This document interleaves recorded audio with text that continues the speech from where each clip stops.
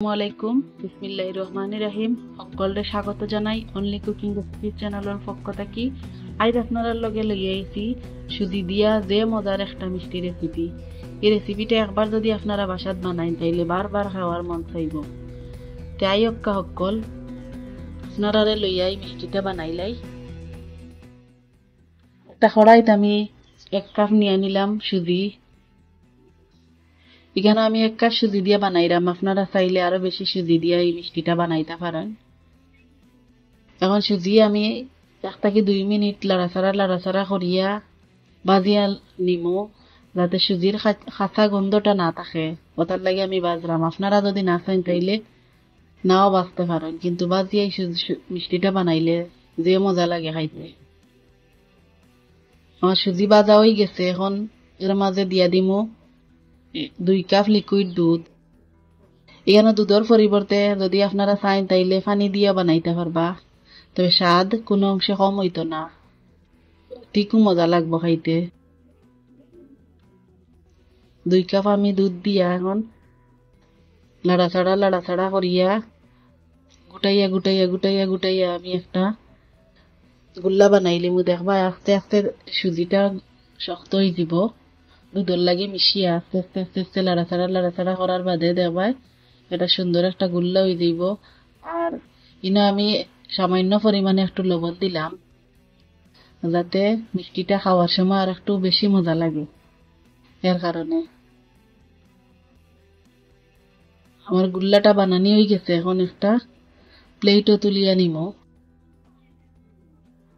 একটু ঠান্ডা করিয়া নিমো, যাতে হাত দিয়া একটু গুল্লাটারে মাঞ্জা যাইতে পারে। এর কারণে অল্প কিছুক্ষণ ঠান্ডা করিয়া নিমো আর কি, অত বেশি ঠান্ডা করার দরকার নাই। আর সকলের প্রতি একটা অনুরোধ, যারা এই ভিডিওটা দেখবা সবে লাইক দিয়ে ভিডিওটা দেখুন জানি। আমার চ্যানেলের ভিউয়ার সকলের যে বড় মন, আমি চিনি ওনাদের সবরে। যারা ভিডিও দেখেন সবে লাইক দিয়ে দেখুন, বেশি বেশি করে লাইক দিবা আর ভিডিওটা ফুল ওয়াচ করিয়ে করবা। সবার প্রতি অনুরোধটা রইল। এখানে আমি 1/2 কাপ গুঁড়া দুধ দিছি। গুঁড়া দুধ যদি মিষ্টির মাঝে দেওয়া হয় তাহলে খাইতে আরো বেশি মজা লাগে। গুঁড়া দুধ দিয়ে আমি একটু বালা করে মাঞ্জিয়া নিছি। এখন দিয়া দিব 1 চামচ ঘি। যদি কেন ঘি না থাকে আপনারা বাসার তাইলে তেলও দিতে পারেন, কোনো অসুবিধা নাই। ঘি দিয়ে আমি আরো কিছু সময় মাঞ্জিয়া একটা খাই বানাইয়া নিছি। দেখতে পারা যে সুন্দর একটা খাই হইছে, নরম। এখন আমি খাইটা কিছু ছোট করিয়া মিষ্টি বানাইয়া নিমু। হাতের মাঝে একটু ঘি লাগাইয়া নিছি, যাতে হাত না লাগে এর কারণে। দেখো আমি ঘুরাইয়া একটা মিষ্টি বানাইয়া নিলাম, আপনারা দেখাইলাম কিলান বানাইছি। আপনারা আপনার পছন্দ মতো বানাইবা। আর এটা বানাইয়া কেমন লাগলো আপনার কমেন্ট করিয়া জানাইবা।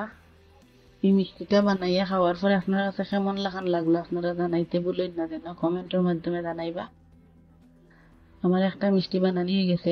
আপনারা সুবিধার্থে আমি আর একটা মিষ্টি বানাইয়া দেখাইলাম, আমি কিলান বানাইছি। ওরকম ভাবে আমার সবগুলা মিষ্টি বানানি হয়ে গেছে। দেখো কি সুন্দর হয়েছে মিষ্টিগুলা।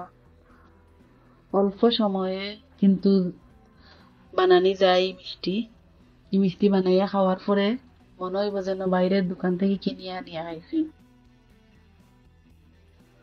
এখন সবগুলা মিষ্টি আমি তেলের মাঝে ভাজিয়ে নিব।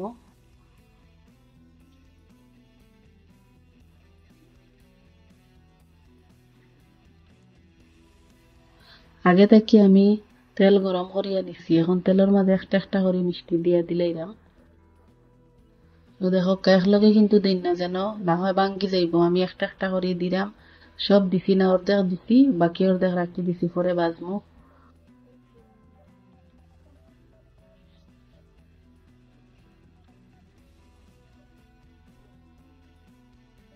এক থেকে 2 মিনিট পরে আমি একটা চামচ দিয়ে আস্তে আস্তে একটু লাড়িয়া দিলাম, যাতে একটার গাত আর একটা না লাগে। এই মিষ্টি গুণ যে নরম থাকে, ওটার লাগি আস্তে আস্তে লাড়িয়া দিবা। যদি তাড়াতাড়ি লাড়াছাড়া করো তাইলে ভাঙ্গি যাইব। এখন আমি একটা একটা করে মিষ্টি উল্টাইয়া দিলাম, দেখলাম নিজে সুন্দর একটা সোনালি কালার আইছে নিচটা কি। উলান একটা একটা করে আমি সব মিষ্টি উল্টাইয়া দিলাম।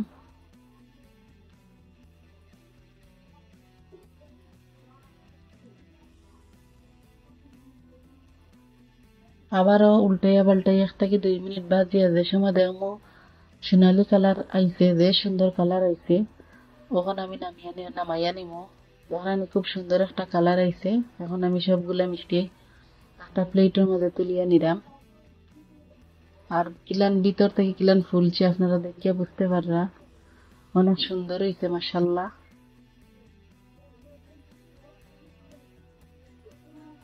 ওরকম ভাবে আমি বাকিগুলোও ভাজিয়া নিব। এখন একটা কড়াইয়ের মধ্যে 1/2 কাপ চিনি দিয়ে আমি ক্যারামেল বানাইয়া নিব। ক্যারামেল বানাইতেও পারেন, আবার না বানাইয়া সুজা শিরা বানাইয়াও মিষ্টিগুলা শিরার মাঝে দিতে পারেন। আমার ওলাখান বানাইতে বেশি পছন্দ, এর কারণে আমি ক্যারামেল আগে করিয়া কালার সুন্দর আয়, এর কারণে আমি ক্যারামেল বানাইছি। দেখো ক্যারামেলের যে সুন্দর একটা কালার আইছে। এখন আমি এর মাঝে দিয়ে দিব 1 কাপ পানি।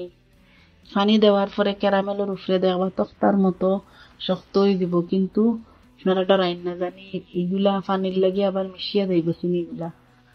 তো পরে নাড়াচাড়া করলে দেখো খুব সুন্দর মিশি গেছে, মিশিয়ে অনেক সুন্দর একটা কালার আইছে, যে বালা লাগে দেখতে। আর সুন্দর গন্ধ হইবার লাগে আমি এখানে 2টা এলাচ দিছি। আর আরো 1/2 কাপ চিনি দিছিলাম, ভিডিওটা বড় হয়ে যাব এর কারণে আপনারা দেখাইছি না। 1 কাপ পানির লগে 1 কাপ চিনি যথেষ্ট হয়। আপনারা আরো 1/2 কাপ চিনি দিন জানি। চিনি দেওয়ার পরে আমি শিরা 2 থেকে 3 মিনিট ত্রাইয়া নিমু।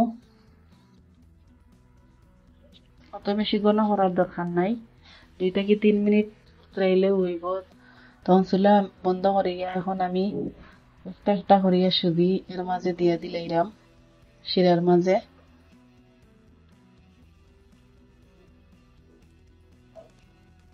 সবগুলা মিষ্টি আমি শিরার মাঝে দিলাইছি।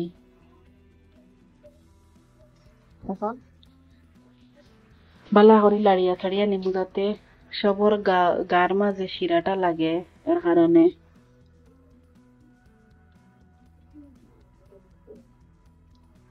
আমার লাড়াছাড়া হয়ে গেছে।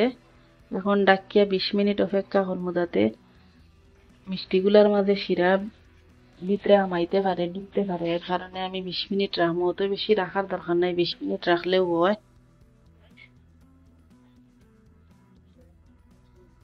20 মিনিট পরে আপনারা দেখাইরাম কিরকম হইব মিষ্টিগুলো। ও দেখো মাশাআল্লাহ ফুলিয়া কটা ডবল হয়ে গেছে, মনে চার যেন এখনো খাইলাই। একটা মিষ্টি আপনারা ভাঙ্গিয়া দেখাইরাম, দেখো বাইরে যেমন সুন্দর হয়েছে, ভিতরটা অনেক সফট হয়েছে। সকলের প্রতি অনেক অনেক দোয়া ও ভালোবাসা রেখে আমার আজকের ভিডিওটা শেষ করলাম। আল্লাহ হাফেজ।